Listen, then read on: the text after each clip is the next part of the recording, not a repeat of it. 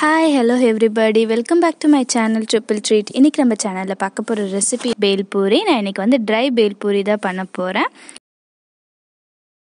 So first நான் வந்து ஒரு பேனில் பொரி சேர்த்து ஹீட் பண்ணி எடுத்துக்க போகிறேன். இந்த அளவுக்கு பொரி எடுத்திருக்கேன். இது வந்து 2 பிளேட் பேல் பூரி பண்ணுறதுக்கான பொரி. ஸோ இதை ஆட் பண்ணி நம்ம ஹீட் பண்ணிக்கலாம்.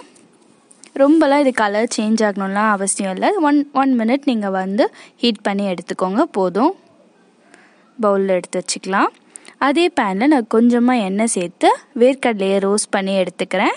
இது ஆப்ஷனல் தான். இப்போ நம்ம பேல் பூரிக்கான சட்னி ரெடி பண்ணிடலாம். கொஞ்சம் ஒற்றைக்கடலையை மிக்சர் ஜாரில் சேர்த்துக்கிறேன். நறுக்குன கொத்தமல்லி சேர்த்துக்கிறேன்.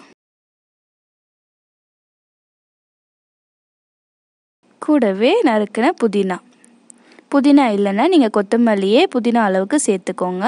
கொஞ்சம் உப்பு, கொஞ்சமாக லைம் ஜூஸ் சேர்த்துக்கோங்க. மிச்சத்தை எடுத்து வச்சுக்கோங்க, நம்ம பேல் பூரி பண்ணுறப்போ யூஸ் ஆகும். இதை ஒரு அரை அரைச்சி எடுத்திருக்கேன். இது கூட நான் கீரின பச்சை மிளகாய் சேர்த்து இந்த மாதிரி ஃபைன் பேஸ்ட்டாக அரைச்சி எடுத்துக்கிட்டேன். இந்த மாதிரி இப்போ நம்ம மிக்சிங் பவுல் எடுத்துக்கலாம். நம்ம ஹீட் பண்ண பொரியை சேர்த்துக்கலாம். அது கூடவே நான் இந்த மாதிரி பூரி எடுத்திருக்கேன், அதையும் உடச்சி சேர்த்துக்கிறேன். ஒரு 5லேருந்து 6 பூரி சேர்த்துக்கோங்க, டேஸ்டியாக இருக்கும். கொஞ்சம் மிக்சர் தூவிக்கலாம். வேக வச்ச பொட்டேட்டோ அதையும் சேர்த்தாச்சு. இப்போ வந்து ஆனியன் சேர்த்துக்கலாம். கொஞ்சமாக தக்காளி, துருகின கேரட் எடுத்திருக்கேன், அதையும் சேர்த்துக்கிறேன். இது கூட நீங்கள் மாங்காய், வெள்ளரிக்காய் எது வேணால் சேர்த்துக்கலாம். நம்ம அரைச்சி வச்சோம் இல்லையா, அந்த சட்னியும் சேர்த்துக்கலாம். ரோஸ்டட் வேர்க்கடலை சேர்த்துக்கலாம். இந்த டிஷ்ஷுக்கு தேவையான உப்பு, 1 ஸ்பூன் சாட் மசாலா, கொஞ்சமாக மஞ்சள் தூள், காரத்துக்கு ஏற்ப மிளகாய் தூள் சேர்த்துக்கோங்க.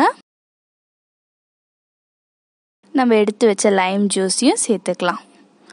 சேர்த்துட்டு இதை ஃபுல் அண்ட் கம்ப்ளீட்டாக நீங்கள் மிக்ஸ் பண்ண போகிறீங்க.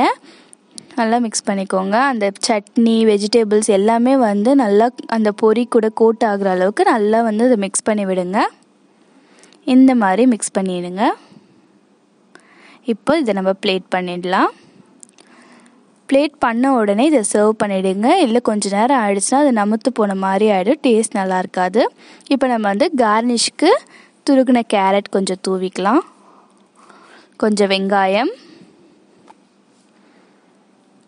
கொஞ்சமாக மிக்சர்,